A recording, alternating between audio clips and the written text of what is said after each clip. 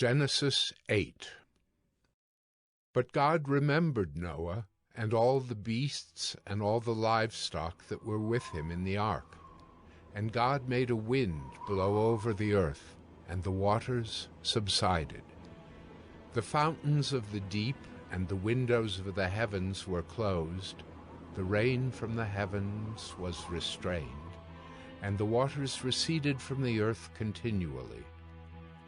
At the end of 150 days the waters had abated, and in the 7th month, on the 17th day of the month, the ark came to rest on the mountains of Ararat. And the waters continued to abate until the 10th month. In the 10th month, on the 1st day of the month, the tops of the mountains were seen. At the end of 40 days, Noah opened the window of the ark that he had made, and sent forth a raven. It went to and fro until the waters were dried up from the earth. Then he sent forth a dove from him, to see if the waters had subsided from the face of the ground. But the dove found no place to set her foot, and she returned to him to the ark, for the waters were still on the face of the whole earth.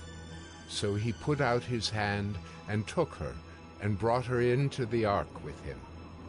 He waited another 7 days, and again he sent forth the dove out of the ark. And the dove came back to him in the evening, and behold, in her mouth was a freshly plucked olive leaf. So Noah knew that the waters had subsided from the earth. Then he waited another 7 days and sent forth the dove, and she did not return to him any more. In the 601st year, in the 1st month, the 1st day of the month, the waters were dried from off the earth. And Noah removed the covering of the ark, and looked, and behold, the face of the ground was dry. In the 2nd month, on the 27th day of the month, the earth had dried out. Then God said to Noah, "Go out from the ark, you and your wife and your sons and your sons' wives with you. Bring out with you every living thing that is with you of all flesh, birds and animals, and every creeping thing that creeps on the earth, that they may swarm on the earth and be fruitful and multiply on the earth."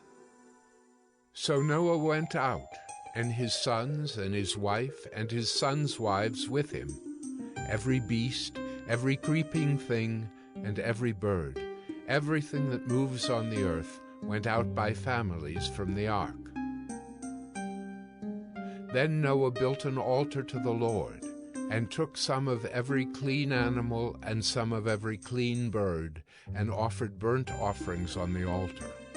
And when the Lord smelled the pleasing aroma, the Lord said in his heart, "I will never again curse the ground because of man, for the intention of man's heart is evil from his youth. Neither will I ever again strike down every living creature as I have done. While the earth remains, seedtime and harvest, cold and heat, summer and winter, day and night shall not cease."